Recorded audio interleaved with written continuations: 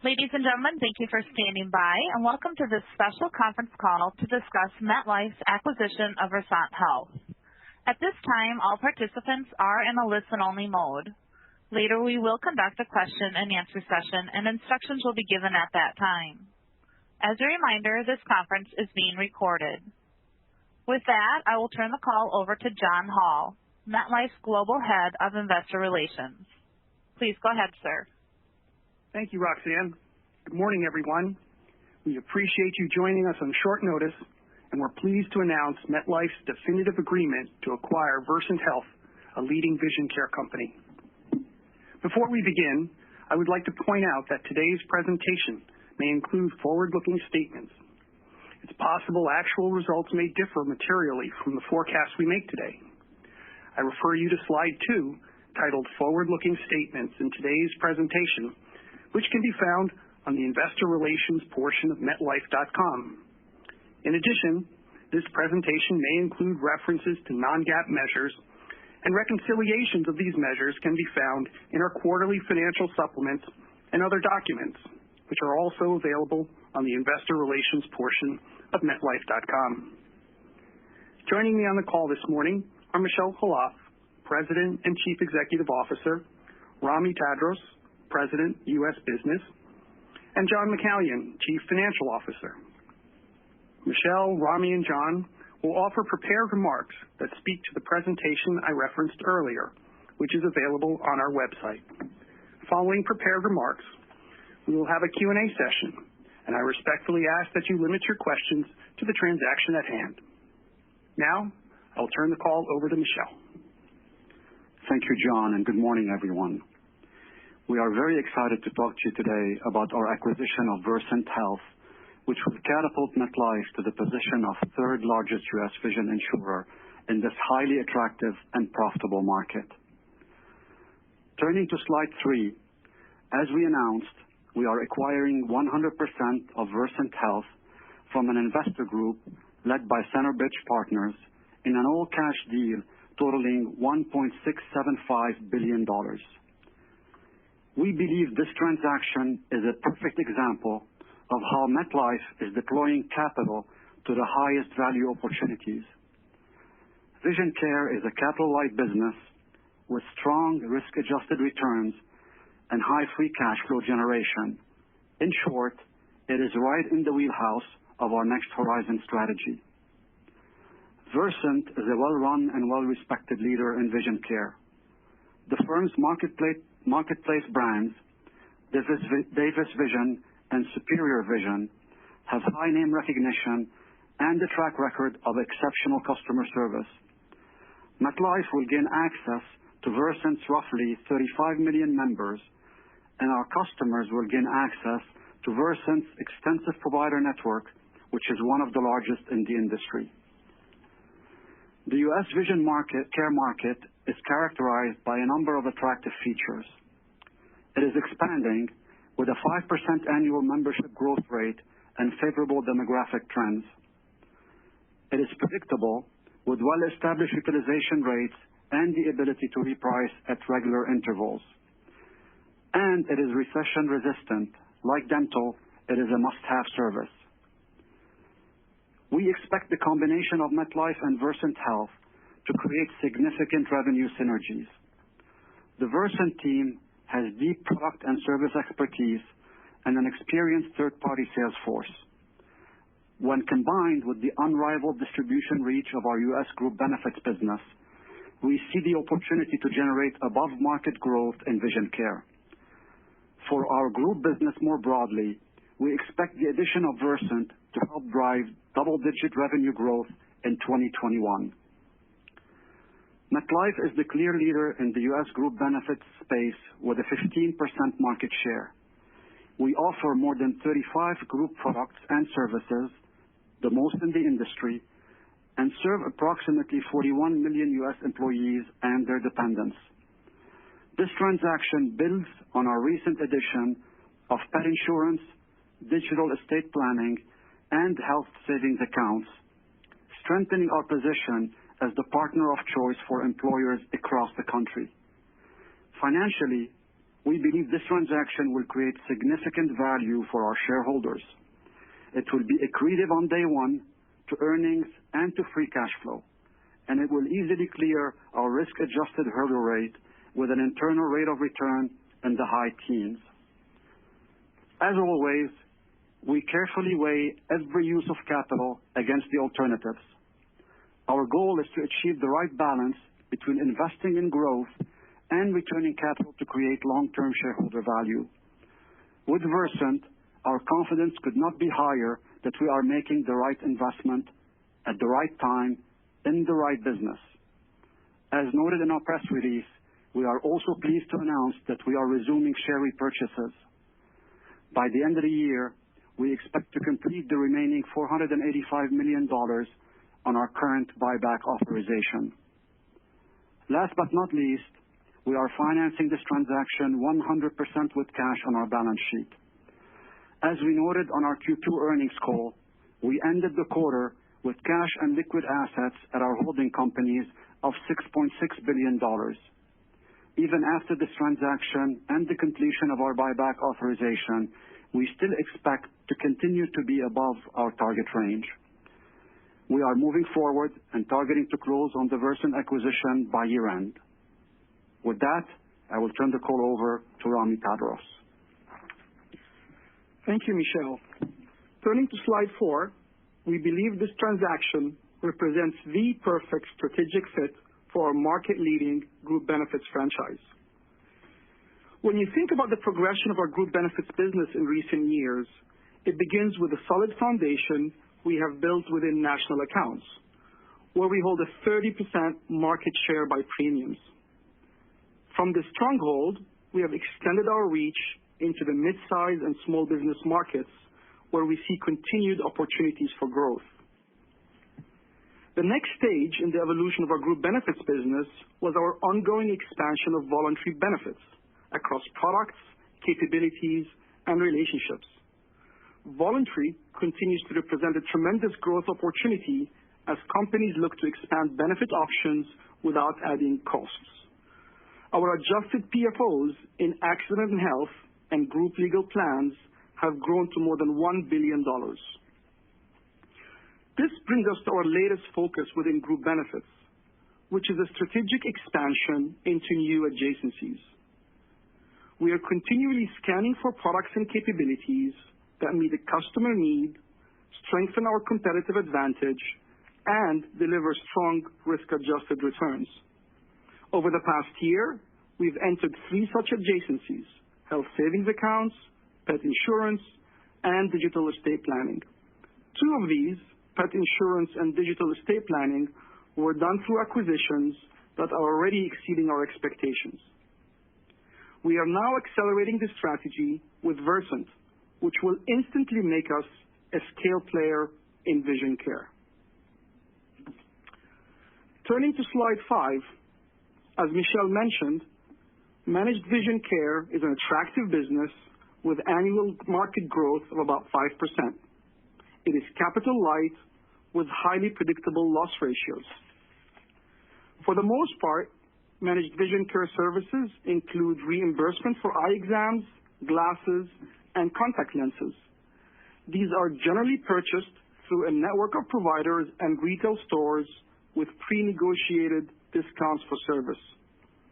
To be successful in this market, scale is essential. A large network of providers combined with a large customer base forms an effective barrier to entry into the market. As highlighted on slide 6, this industry is highly concentrated, with the top 3 players sharing roughly 80% market share. By acquiring Versant, we will move to number 3 in the industry with approximately 17% market share and a combined total of 38 million members. Beyond its large membership base, Versant has one of the broadest networks of independent providers in the industry and contracts with nearly every major chain. The provider networks and relationships that come with Versant were built over decades and are very difficult to replicate. The time and effort required to do so creates a wide moat for any competitor to cross. Insurers with the largest memberships are best positioned to negotiate competitive rates with providers, and those with the broadest provider networks offer the best customer experience. By offering competitive pricing and access to broad networks, scale players become the insurer of choice for customers. This creates a virtuous cycle of self-reinforcing competitive advantage. Now let me provide you with an overview of Versant's revenue mix on slide 7. About 75% of these revenues come from commercial accounts. This plays well with our strengths and will create an even more compelling value proposition for these clients. As you could see on the right-hand chart, roughly a quarter of Versant's commercial account revenues will come from employers with more than 5,000 employees. As noted, this is the segment of the group benefit space where MetLife holds the largest market share of any company. Because Versant is relatively underpenetrated precisely where MetLife is strongest, we see a tremendous opportunity to distribute Versant's products to our large national account customer base. Overall, Versant's existing customer base has more than 9,000 employer groups, the majority of which are regional and smaller accounts. These also represent a significant opportunity as MetLife has been growing in this space and plans to continue to do so. Slide 8 really crystallizes the advantages of this deal. When you take the best of Versant and combine it with the best of MetLife, you get an engine that will drive faster revenue growth. Versant's product, pricing, and network are all world-class, and MetLife's relationship and distribution reach are second to none. This is the combination that creates revenue synergies among larger employers who want to do business with partners that truly understand the unique needs of the most sophisticated benefits programs. MetLife is that partner. That's why our client base includes more than 90 of the Fortune 100 and over 80% of the Fortune 500. We know that when we add great products to the best benefits platform in the industry, we see rapid growth. I will now turn it over to John to discuss why this transaction is just as compelling for shareholders as it is for customers. Thank you, Rami, and good morning, everyone. Turning to slide 9, in addition to the strong strategic fit of this acquisition, Vision Care is a capital-light business with predictable and stable underwriting and generates strong free cash flow. We expect our leading distribution platform will be able to produce significant revenue synergies over time, which can contribute to above-market growth for MetLife in both Vision Care and group benefits overall. Importantly, we expect this transaction to generate high teens internal rate of return with an attractive payback period of less than 8 years. Also, we ended Q2 with liquidity of $6.6 billion, which will provide us with more than enough capacity to comfortably execute this transaction. As Michelle noted, post-deal and the completion of our current buyback authorization, we still expect to have liquidity in excess of our target level, which will provide us with continued financial flexibility and optionality. Let me turn to some of the financial metrics. Despite the high intangible amortization, we expect the transaction to be immediately accretive on an adjusted earnings per share basis in 2021. Given the cash flow characteristics of this capital-light business, free cash flow accretion will be even greater. We expect accretion to grow over time based on the combined impact of revenue and business growth, as well as reduced intangible amortization. From a multiple standpoint, we've included an EBITDA multiple for reference, as this is a common valuation metric for health insurance companies. The Versant deal compares favorably on that basis. The 2021 price to earnings multiple of 18.6 times absorbs annual intangible amortization from purchase accounting of roughly $70 million.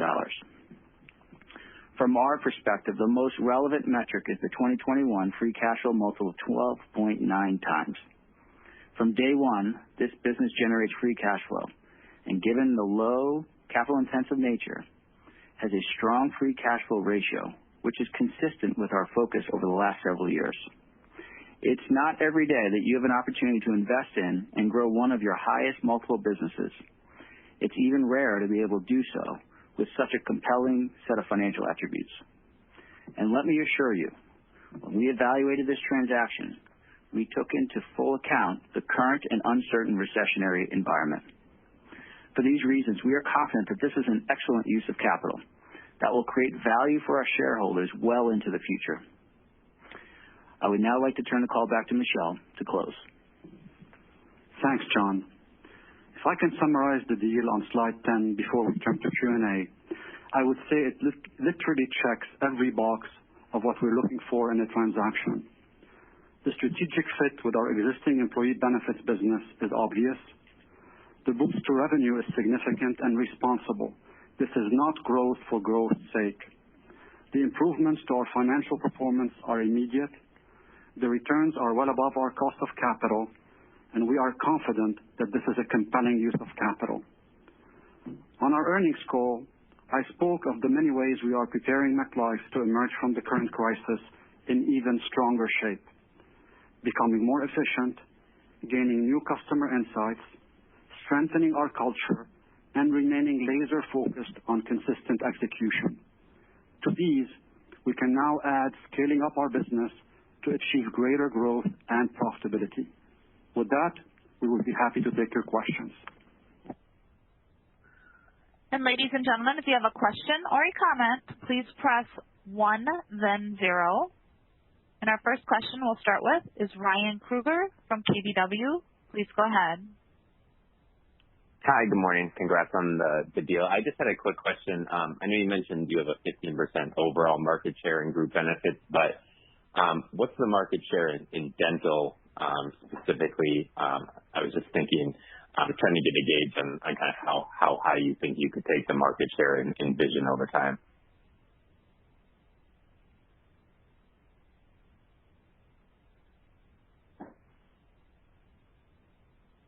Hey Ryan, it's Humphrey here. I don't have that exact number for you, but we are a top 3 player in the dental market.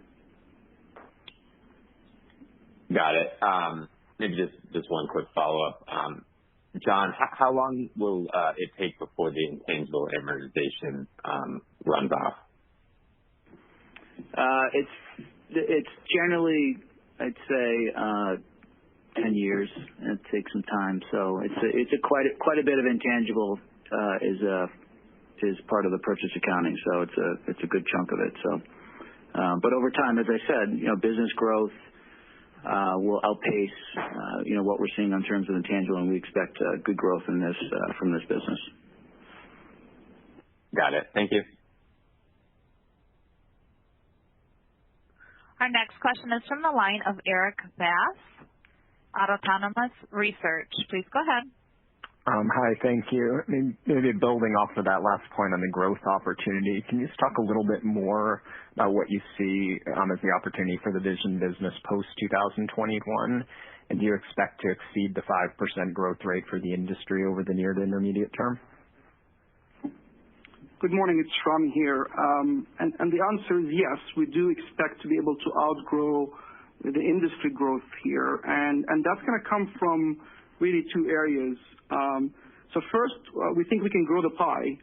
Remember, vision is a standard benefit that is offered at open enrollment, and we will be deploying our enrollment capabilities that have fueled our growth in the past, and we're going to deploy those capabilities to the vision product. So we therefore expect to drive higher penetration amongst employees in the workplace.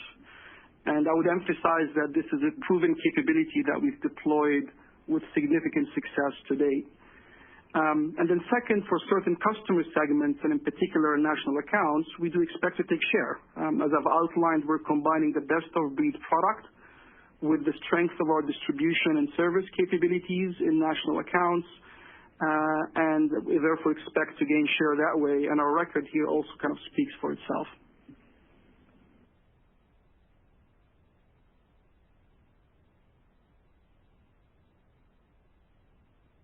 Our next question then is from Tom Gallagher, Evercore. Please go ahead.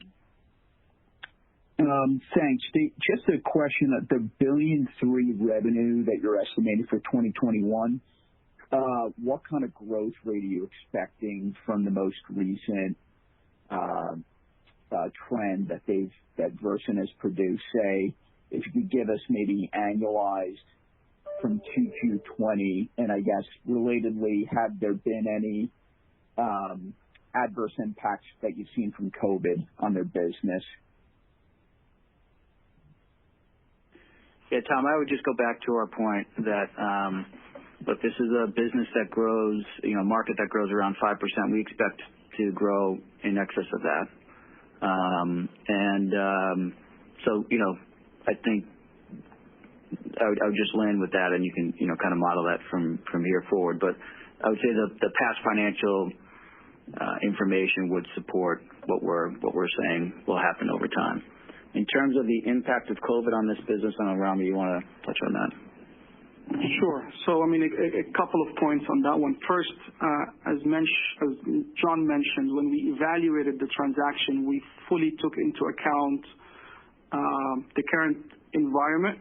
That includes the macro environment, and that includes also the current specific unemployment trends and bankruptcies, especially down market. So all of the COVID impacts, if you will, have been fully factored into the pricing of the deal.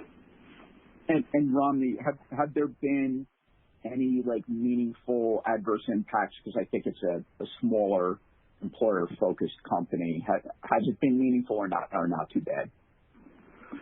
It's been relatively minor. You'd see some impacts more down market, like you've seen in other parts of group benefits, and as I've mentioned, we fully took those into account. And the benefit itself is a must-have benefit. It's a fairly cheap benefit.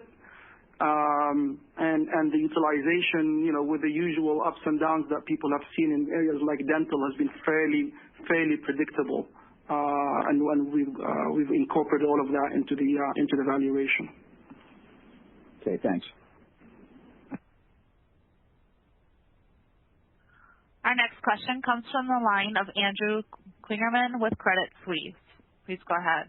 Hey, good morning. Good morning, everyone. So you talked about growing the Vision product, not only through Versant, but on your own platform. Kind of curious, could you talk about Versant's distribution and MetLife's ability to bring its own group and voluntary benefits products onto that distribution platform? And if you're interested in that, what might be the time frame for doing so? Yeah, it's really us bringing their product to our distribution, right? So think about that pie chart, Andrew. They are a monoline player. Only a quarter of their business today is with those national accounts. We touch virtually every single one of those national accounts, and we touch every single national and regional brokerage network today. So it's really about bringing that best of breed product and driving it through our employer and broker relationships. That's kind of where the synergy is coming from. Got it. So not even going into their smaller regional accounts. That's, I would say, is there, and that's a secondary element that would drive growth, where just because the smaller and regional markets are more fragmented, we will look at their portfolio of smaller and mid-sized accounts, which we would look to further penetrate. And in that market, dental would be the most commonly bundled product, as well as others. So I would say primary synergy is in the upper end of the market, and a secondary synergy would be to cross-sell our products into their small to mid-sized customers. Got it. And that would be primarily dental. And it sounds like something that you wouldn't really be focused on initially. Is that right? No, I wouldn't say that. I think we're going to drive hard across both types of synergies. In dollar terms, the first one is larger. And I would also remind you of the other synergy with respect to penetration that I've talked about. We have perfected enrollment and re-enrollment in the workplace. And we're going to take those same capabilities around education, employee engagement, that we've talked about extensively in our Invest today, and we're going to apply those capabilities to that vision product. And clearly, these are capabilities that Versant doesn't have today as a monoline vision provider. Interesting. And just one more point on the secondary. I know Met has developed an accident product. Would that be something that you would put on the Versant platform as well? So I would say we're going to look at their customer base, brokers and employer relationships, and we, customer by customer and segment by segment, we would look to bring in the entire spectrum of what we offer today, including voluntary as well as core products. Got it. Thanks a lot, and congrats. Thank you. Our next question comes from Suneet Kamath, Citi. Please go ahead. Yeah, I just had a couple questions. First, in terms of slide 9 on the projected financial highlights, do any of these numbers include the synergies that you're talking about, or is this just all sort of organic growth on a standalone basis? It's the latter, Suneet. It's all organic growth. It does not include the synergies yet. Okay, and then I wanted to come back to the capital. I guess what went into the decision to resume buybacks? Just kind of given the ongoing uncertainty, obviously you're laying out a fair amount of cash for the deal. Just curious what went behind that in terms of the announcement in conjunction with this transaction. Yeah, hi, Suneet. It's Michel. So as you know, in March, we, given the uncertainty with the economic environment, with the pandemic, we put our share repurchases on pause. I mentioned last week at an investor conference that we were feeling better about the environment. Clearly, there are still uncertainties out there, but if you look at the resiliency of equity markets, as well as the tighter credit spreads, obviously beneficiaries of government and Federal Reserve policy. So we were feeling better, and I did say that we wouldn't rule out share repurchases, between now and year end. So those are the factors that went into our decision to resume share repurchases. We were sitting on $6.6 billion in liquidity at the end of the second quarter. That gave us significant financial flexibility. So we feel good about proceeding with the transaction and resuming the remaining portion of our share repurchase authorization.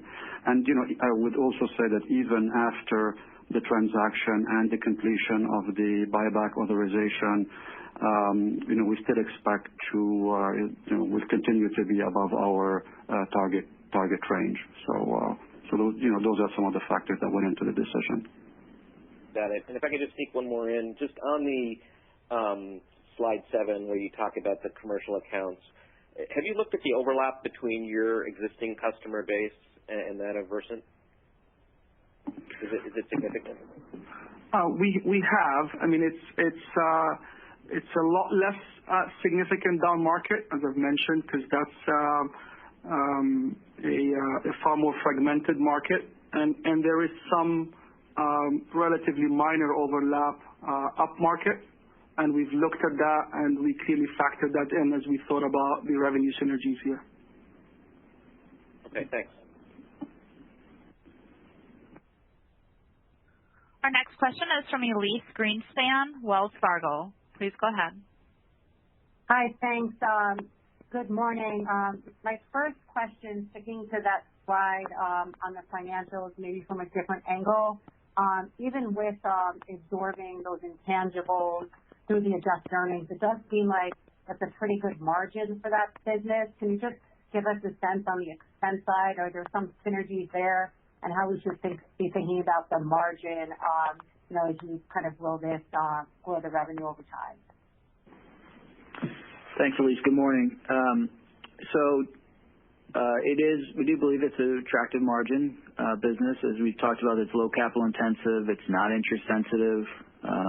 We've also talked about just in general, we think the execution risks of this transaction is low. When you think about risks of synergies and integration. So, as we said, we're very excited for this opportunity here, and we think it's a unique opportunity. In terms of margins, I would say from a benefit ratio perspective, they'll fit right within our non-medical health ratio. From expenses, limited expense synergies will maybe over time, but we're bringing that operation over to us. We'll integrate it fairly quickly, but expense synergies is generally a limited item when it comes to the transaction. Okay, great. And then will this be structured, will set up as a direct subsidiary of the holding company, or will it be included under your insurance company? It'll be a direct subsidiary of the holding company, and it's set up with a few subsidiaries. There's a few that are insurance, and there's a few that are non-insurance. Okay, and then can you just remind us what is the remaining dividend capacity you have from your insurance companies for the balance of the year? I don't have that handy, so I'd have to get back to you on that. It would be in our disclosures, though. Okay, thanks, John. Yep. Our next question is from Humphrey Lee, Dowling & Partners. Please go ahead. Good morning, and thank you for taking my questions. I guess staying on the expense side, so I guess in addition to the $1.675 billion that you are paying for the platform, are you anticipating any kind of expenses that you have to incur as investments as you try to build out the platform over time? Hey, good morning, Humphrey. So, as you said, we think the risks of synergies integration here are low. Actually, integration costs are fairly modest, and it would just fit within our general envelope of expenses in an annual year. So we would still expect to hit our direct expense ratio even with the investments needed for integration. Got it. And then in terms of the intangible amortization, you mentioned that kind of usually is around 10 years. Like, is it going to be a flat line, or is it going to be like kind of a grading down over time? And how should we think about it over the kind of like the Yeah, it's actually probably more like 10 plus. It's a little more than 10, but it's generally flat, straight line, and it starts to tail off in the latter part of the years. But it's generally flat for most of the time. Got it. Thank you.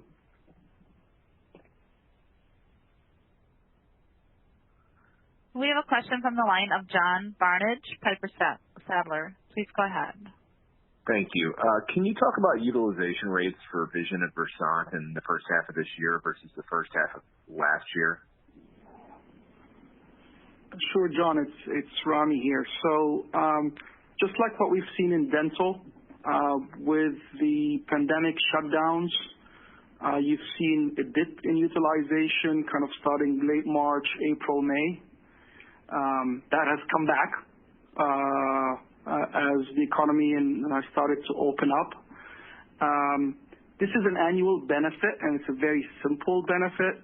So our expectations are that on a full year basis, people who need that pair of glasses will go and get it, and people who need the annual exam will just go and get it. So on a full year basis, we would think utilization would be roughly at expectation, similar to 2019, with clearly the seasonality in terms of the dip in April and May.